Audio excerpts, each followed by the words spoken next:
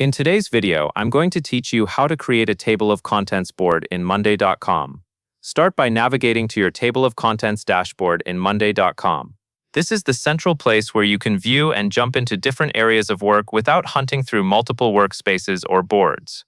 Once you are on the dashboard, take a moment to look over what is already displayed so you understand what the table of contents is currently pointing to. Next, click on Widget. This is where the table of contents is typically managed, because widgets let you present keyboards, sections, or summaries in a clean, clickable format. After you select the widget area, you will see entries that represent different destinations you can open directly from the dashboard. Now, click on Development Bug Tracker. This action opens that specific destination from the table of contents, which is useful when you want quick access to a high-traffic board. When you click, confirm that the correct board opens so you know the link is working as expected. After that, click on Development. This takes you to the development area listed in your table of contents. This is a good way to confirm that your main team or department links are included and easy to reach from the dashboard. Continue by clicking on Support, then click on Sales, and then click on Marketing.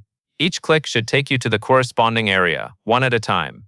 As you move through these, pay attention to consistency in naming and placement, because a table of contents is most effective when it feels predictable and organized for anyone on your team.